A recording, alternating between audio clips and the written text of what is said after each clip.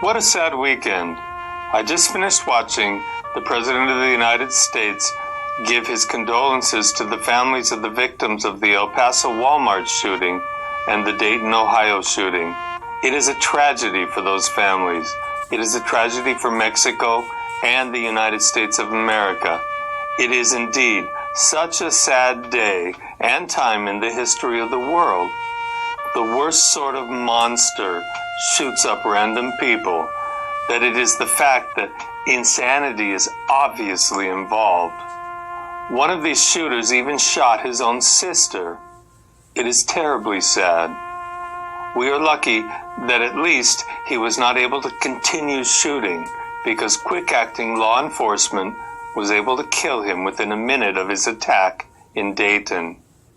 The president has asked tech companies to work with law enforcement to help solve these problems.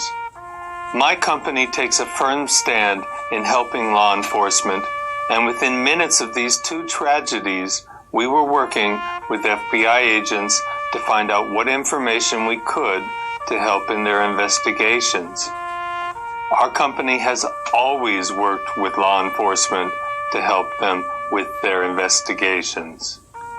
We have never protected illegal speech, as it seems that we have been accused by some less than credible journalists. We have responded with both vigor and integrity every single time that a threat of violence has been posted and information for it has been requested by law enforcement.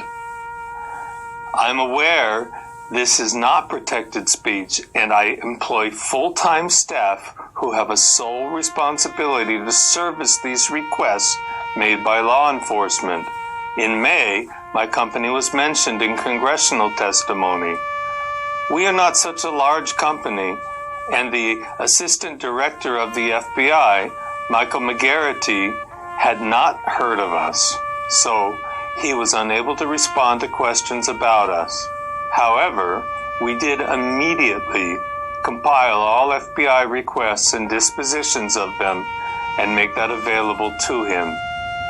Immediately after that request was made, so it needs to be states that we are in compliance with the law. We have always been aggressively forthcoming to help law enforcement of it. There are about 1 million users of 8chan. 8chan is an empty piece of paper for writing on. It is disturbing to me that it can be so easily shut down. Over the weekend, the domain name service for 8chan was abruptly terminated by the provider Cloudflare. Some people may applaud that decision. It was made by one of their founders. According to his Twitter profile, he is a recovering lawyer. They are a private company and, of course, have a right to stop doing business with me. Likely this is because of their intended and soon-to-happen IPO. Calling 8ch.net lawless by design, he decided to terminate us. This is, of course, an untrue statement. He did terminate us, though, so it becomes time to find a new home. Think of 8chan as a large community of 1 million people that are now looking for a home. First of all, the El Paso shooter posted on Instagram, not 8chan. Later, someone uploaded a manifesto. However, that manifesto was not uploaded by the Walmart shooter. I don't know if he wrote it or not, but it was not uploaded by the murderer. That is clear. And law enforcement was made aware of this before most people had even heard the horrific news. The spirit and letter of the law have always been faithfully fulfilled, and my company has always made certain of that. It is unfortunate that this place of free speech has temporarily been removed. We are working to restore service. Thank you to the incredible people and companies that are helping with this task. It is clearly a political move to remove 8chan from Cloudflare. It has forced a lot of people to find other places to talk.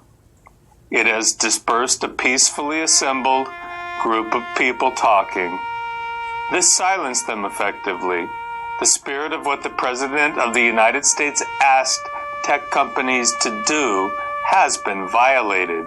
It is effective to silence these people by removing the pen and ink that they write with. Let's look at the deflection that took place here. Public companies casting blame for murder on small private companies, law-abiding companies. With some hard work by my engineers, we were able to move HN to a new network. This was a smaller company. After our move was complete, their upstream provider, a public company, shut off service to them. Their company suffers as well for taking on the responsibility of running a network that my company has touched. It is actually sinister behavior.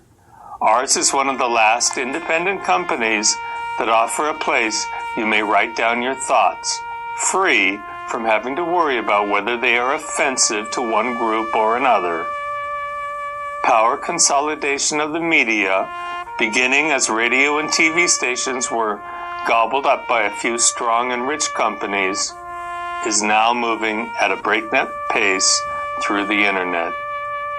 It will effectively silence the masses and leave them with no place to voice their messages.